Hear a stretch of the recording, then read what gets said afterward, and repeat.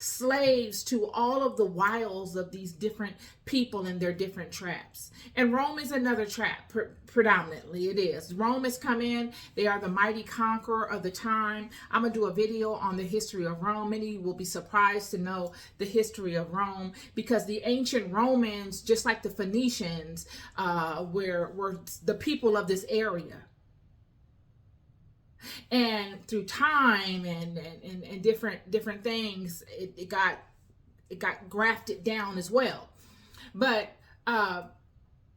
Rome at this point has come in. Caesar and all of the different people of the Roman Empire came in, and they really didn't have a care about the spiritual system itself.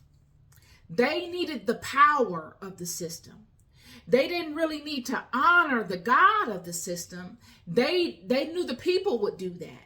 And because the people are the power source, they came in and placated as if they were concerned about the system. They put their own people in charge that were not of the system or of the house to manage, that they could trust to manage these people, that would have no loyalty to these people.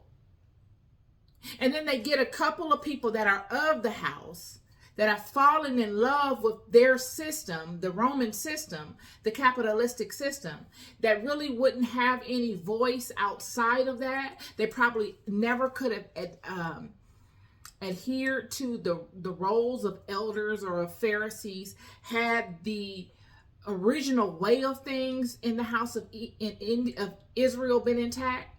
They would have had to ascend it in that role genetically. They either had a father that was that, or someone that really took a liking to them as a child, and they were raised in that. Now all of that's off the table. Rome has come in and they're handpicking people for these roles. And because they know that they wouldn't have had any other alternative to such luxury, to such fame and notoriety, they covet these roles, and they'll do anything to keep them. So they're priests by title only. They're elders by title only. Surely they have some form of love for the God of Israel, but that can be corrupted, because they will do what they must do to keep that role, because without it they feel as if they're inadequate in some kind of way.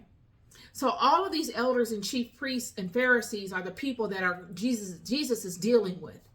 And they're looking for any way to catch him up, because he's winning the attention and the love of the people.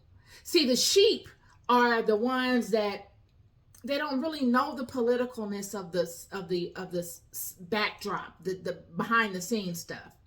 They still have some level of honor and righteousness within themselves. They truly want to do the right thing. The people have not, their hearts have not been corrupted.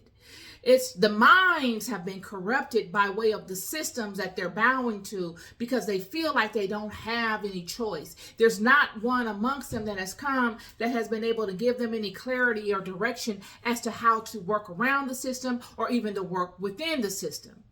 And Jesus comes forth as that one. Now, Jesus is not coming forth as one to buck the system. You never see that in the scriptures. You don't see that at all. Jesus, when he spoke to, what do you do when one of the Pharisees or the elders asked, what do you do when it comes to paying Rome their portion of things? Jesus says, give Caesar what is owed to Caesar, and give God what is owed to God. He's saying these are two separate things. I'm not telling you to contradict the system. I'm not telling you to wage war against Rome or to go into a revolution. I'm not telling you any of that. I'm telling you that the kingdom of heaven is within you, friend. I'm just telling you that God loves you and that you are not far away from the kingdom. The kingdom is always with you. You need to look within yourselves. You're taking these literal things too literally. You're taking these words too literally. You're getting lost in the sauce. You're buying into the okie doke. You're being bamboozled. You're being manipulated. There's no power really in what you're doing. There's power in knowing that there's God, that the God is within you. And that in itself made them feel very uncomfortable. And they're in this particular passage, they're trying to find a way to justify how to discredit Jesus. And now they're saying that he's speaking, verse 52 says, then said the Jews unto him, now we know that thou hast a devil. It's always this devil thing. Oh, you got a devil. What devil are you working with? And what is this that you're speaking to? Are you working with what spirit? And Jesus is saying, what have I done to give you that idea? What have I said to you that is so far-fetched that you must depend on a devil or a demon to hold such power? The devils and the demons and the genies and all the rest of them don't have no weight in the system that I'm speaking to you of. They have to lie and come with trickery to get what I'm giving you and that you can grab hold to freely in the light of the day in front of everyone. Yet you want to say and condemn me and say that I'm speaking rhetoric and that I'm speaking things that are false.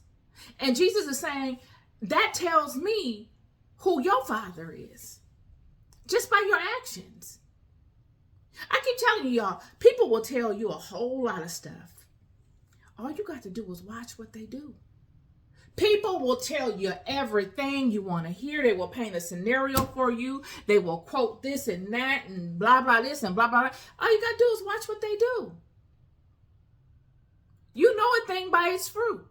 I'd rather you sit on your hands and be mindful than to go out and just do any and everything.